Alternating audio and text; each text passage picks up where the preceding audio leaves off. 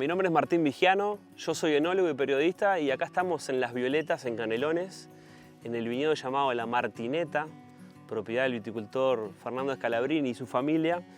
Y es un viñedo muy importante para mí porque es de donde yo obtengo la mayoría de la uva para mi proyecto Vigiano Vino Garage. Yo entré al mundo del vino hace relativamente poco, ahora tengo 38 años, y cuando tenía 32 entré a la Escuela Superior de Vitivinicultura para estudiar enología, todavía ejerciendo periodismo en el diario El Observador. Yo me dedicaba a otra cosa, pero bueno, como muchos de ustedes seguramente, me apasioné con el vino al punto de querer involucrarme en la industria. Sin proponérmelo, bueno, tuve oportunidades y la aproveché, entré en Bodega Cerro del Toro a trabajar, donde estoy hasta hoy, y de forma paralela estoy desarrollando desde el año 2017 ya, esta va a ser la sexta vendimia en 2023, con mi proyecto personal de vinos de autor, en el cual yo intento patear canelones para conocer productores, involucrarme con el viñedo, como estamos acá, en el viñedo de La Martineta de Las Violetas, para ir eligiendo uno a uno las variedades y las filas de viña en específico, para poder lograr los objetivos que son vinos a muy pequeña escala por un lado y después con un fuerte carácter de mi inquietud y el perfil de vino que yo estoy buscando. Bueno, mi proyecto Vigiano Vino Garage nace por ese interés de querer experimentar, de que en la medida que yo me sumo bastante tarde en mi vida laboral a la elaboración de vinos, y como podemos hacer vinos solo una vez al año, aunque parezca broma, también intento con este proyecto, además de mi trabajo formal en Cerro del Toro, tratar de sacarme las ganas todos los años en esa única bala que tenemos anual los viticultores de poder hacer el vino y la mayor cantidad de vinos y de perfiles. Y bueno, en mi proyecto personal, justamente, y que lleva mi nombre, el apellido de mi abuelo, Agostino Vigiano, que llegó de Potenza cuando era muy joven, seguramente como muchos familiares de ustedes, vecinos o conocidos, tiene esa impronta personal, por eso le pongo mi nombre, y ahí yo trato de desarrollar variedades que a mí me interesan más allá de lo que el mercado marca, como por ejemplo un Chenin Blanc, que es el único blanco que se elabora con esa variedad, que fue dejada de lado, olvidada, como el Gamaret, que todo lo contrario, es una variedad nueva, un desarrollo de la viticultura de Suiza, o si no, también buscando pequeñas parcelas en Echeverría, por ejemplo, de donde yo obtengo un Pinot Noir, aquí, donde yo hago Tanat y también Albariño, y siempre buscando que cada vino cuente su historia, que no sea un vino más y que definitivamente sea algo que a mí me agrade beber y compartir con mis amigos y después obviamente comercializarlo, pero que me represente en el fondo. Mis vinos comenzaron en 2017 y al principio yo me propuse lo que sigo haciendo hasta ahora, buscar productores, tratar de conocerlos, conocer a la persona, conocer el lugar para obtener esa uva diseñada para el objetivo que yo tenía. Y en 2017 inicié con 3 vinos, todos en base a Tanat y jugando con mezclas con Merlot y también con Marcelán. Después me di cuenta que para cumplir el objetivo tenía que reperfilar, para cumplir el objetivo de mi interés personal y que mi proyecto tenga un carácter particular, de apelar a variedades que de pronto no estaban en el circuito comercial como en la primera línea, y ahí es cuando surge Chenin, ahí es cuando surge Gamaret, Pinot Noir y también Albariño. En el caso de Albariño, donde estamos ahora hablando, estamos parados acá en esta viña que se llama La Martineta en Las Violetas de Albariño. Es un viñedo muy nuevo, pero plantado y concebido por Fernando Scalabrini y su familia, en parte también para mi proyecto, ¿no? Es algo que tiene una dimensión más grande y otros productores de vino hacen sus productos a partir de esta uva, pero sí que ya del nacimiento, este viñedo albariño se concibió y yo acompañé también su crecimiento pensando en el vino que quería hacer. Acá estamos en un suelo, primero en un paisaje de Las Violetas, de suaves lomadas, de muy pequeñas elevaciones que permiten el drenaje excesivo del agua cuando hay lluvias excesivas en Uruguay.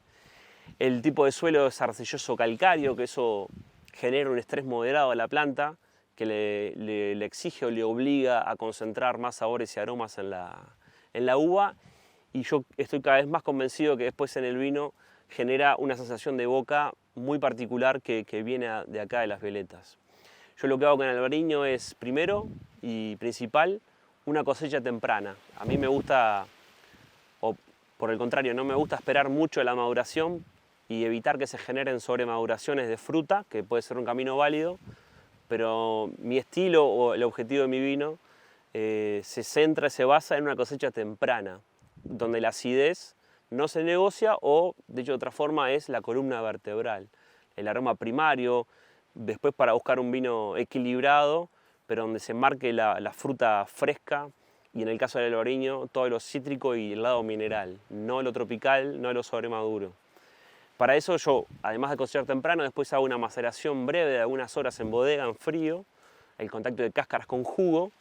que como ustedes saben, el vino blanco, a diferencia del tinto, se obtiene el jugo de la uva y se fermenta separado de las cáscaras. En este caso yo trato de sacar partido, al menos por unas horas, en ese momento de procesamiento de la uva, entre 4 a 6 horas, de esa maceración, ¿no? de esa extracción del jugo con las cáscaras, para obtener sabores y aromas un poco más intensos. Después una fermentación tradicional, no muy fría y tampoco no muy limpia, para poder tener textura en la boca. Y luego 4 o 5 meses de crianza sobre lías, después de la fermentación alcohólica, para darle músculo al vino y que tenga sobre todo longevidad y capacidad de evolucionar. En el caso del Chenin Blanc, lo particular es que son plantas viejas. Se considera en el mundo que a partir de 20 a 25 años ya la planta de viña ya entra en una vejez, si se puede decir de alguna forma. Y lo que yo encontré en San Jacinto, por esta búsqueda que yo me propuse de viticultores en Canelones, hay un productor que se llama Gustavo Redín en San Jacinto, otra zona muy tradicional del Santoral. Ahora nos ubicamos en San Jacinto al este, en Canelones al este. Y este señor tiene ahí plantas de Chenin del año 90. O sea que estamos hablando de ya más de 30 años de una planta vieja, que eso genera un equilibrio muy particular y una interacción por esa profundización de las raíces de la planta en el suelo, por esta cantidad de años que la planta se adaptó al lugar. Hay una selección natural también, de plantas que prosperaron, otras que no, y bueno, lamentablemente es muy poco lo que se obtiene de ahí, porque es muy poquitas plantas que sobrevivieron, y es de esta variedad que se fue dejando de lado por distintos motivos en Uruguay, que se llama Chenin Blanc, que es la emblemática y originaria del Valle del Loire de Francia. Es la principal en Sudáfrica, pero en Uruguay, a manos de otras, quedó de lado, ¿no? En Uruguay las principales, además de Sauvignon Blanc y Chardonnay, está el albariño, y Chenin prácticamente que queda como un anecdotario. Yo tengo la suerte de elaborar el único Chenin Blanc en Uruguay. Esto está en mi línea también, la elaboración es muy tradicional,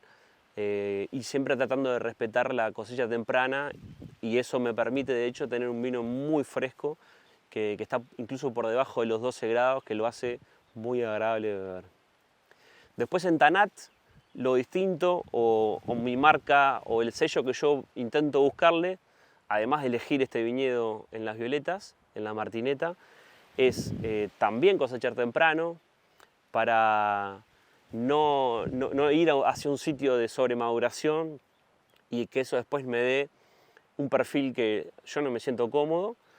donde la acidez de vuelta es la columna vertebral y que el tanino después yo lo extraigo lo que considero en bodega con la gestión de la maceración. Son pequeñas microvinificaciones que prácticamente se hacen a mano, y el sello que yo busqué desde el 2018, y ahora ya por quinta vez lo voy a hacer consecutiva, es hacer una crianza en tinajas, en ánforas de barro, que bueno, lamentablemente no hay industria para ese producto en Uruguay y se tuvieron que traer desde España, específicamente de Barcelona.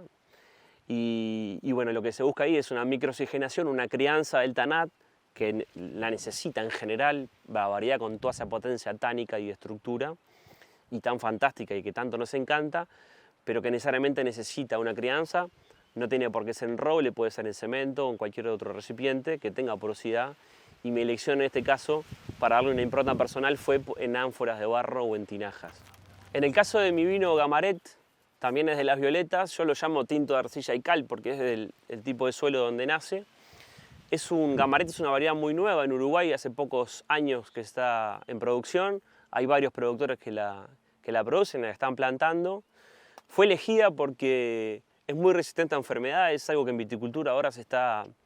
reclamando, se está eligiendo, como pasó con Albariño, que independientemente de que da vinos fantásticos y que se reclaman en el mundo, Albariño se adaptó muy bien y se adapta muy bien al Uruguay,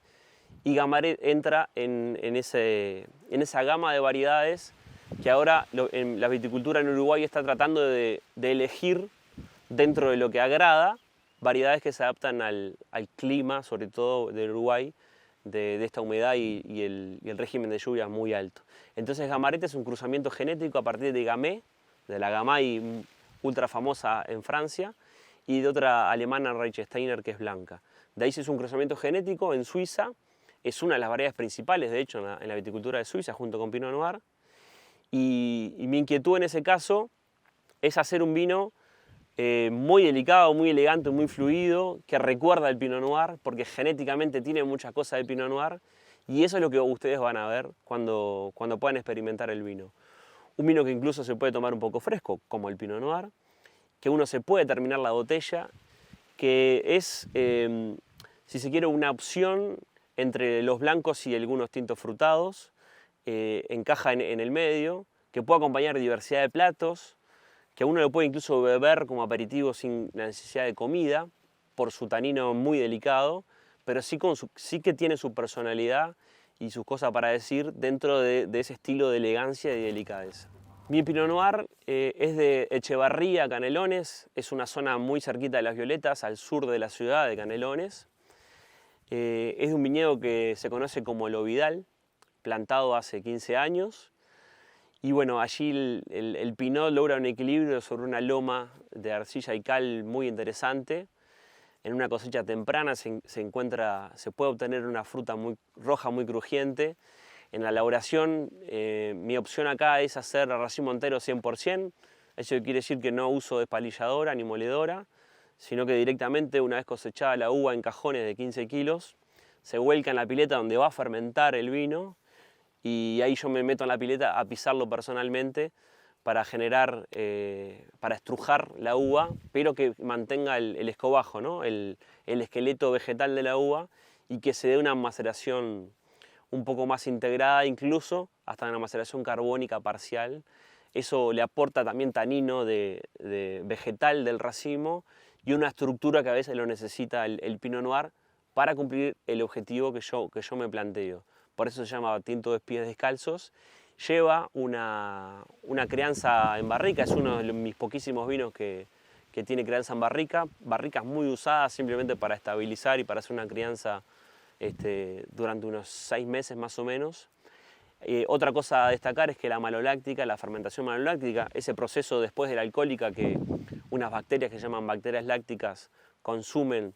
el ácido málico para transformarlo en ácido láctico y ahí generar sensación de boca más amable en boca.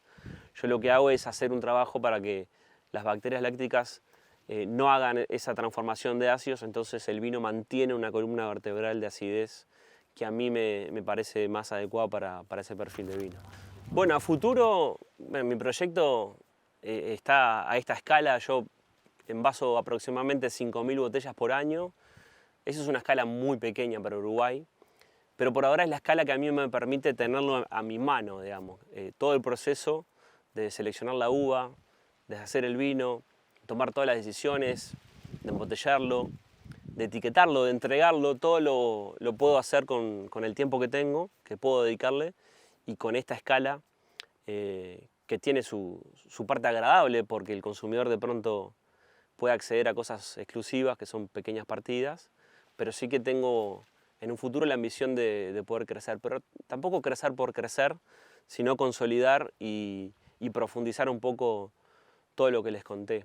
En esta vendimia 2023 tengo mucha ilusión de poder probar por primera vez en Uruguay 2 variedades gallegas que a partir de mis viajes a Galicia para trabajar, aprender y hacer amigos en Rías Baixas descubrí que además de Albariño hacían tintos fantásticos con un carácter, una personalidad únicas. Sin ánimo de copiar, el viticultor de esta casa, de Las Violetas, de La Martineta, plantó Caíño Tinto y Mencía, también Godello, pero bueno, este año vamos a tener algunos kilos de Caíño Tinto y Mencía para poder probar, y eso acentúa lo que yo intento hacer con mi proyecto de vinos Vigiano Garage, de tener cosas únicas, de experimentar, de romper la barrera de lo imaginado y de quizá descubrir cosas buenas,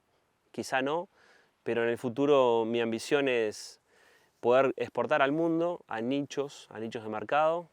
Ya he podido entrar en Estados Unidos, en la ciudad de Colorado, también muy poquito en Brasil, y bueno, hay oportunidades en el mundo, hay oportunidades en Uruguay. Me gustaría también tener un lugar, miro con mucho interés todo lo que está pasando desde el punto de vista demográfico en la costa de Canelones, y bueno, mi ambición final sería instalarme en el Pinar con una bodega costera, pero esos son objetivos a mediano y largo plazo. Yo me imagino en el futuro, y lo que me mueve a mí es siempre tener objetivos, tener una ambición, una ilusión, de nunca sentirme conforme con lo poco o lo mucho que haya logrado. Si para mí tiene que haber una zanahoria adelante para poder tener un camino que recorrer, y en estos 6 años creo que lo he tenido y por un tiempo creo que aseguro tenerlo. Bueno, en diciembre de 2017 yo renuncié al diario El Observador para dedicarme al vino. En 2018 empecé a trabajar en Bodega Cerro al Toro y ahí puse una pausa en mi ejercicio de mi primera profesión, que fue periodismo. Pero en el 2020, con la pandemia de por medio y con esa ambición de querer ejercer la comunicación, encontré un camino que se mantiene hasta ahora, un espacio que se llama Radio Tanat, que es un podcast sobre enología y viticultura, donde primero empecé a contar historias de productores locales, después a hacer informes, y bueno, he continuado difundiendo el vino uruguayo, y ahí es una forma donde yo combino esa primera profesión de comunicación y esta pasión actual que es la de ser productor de vino.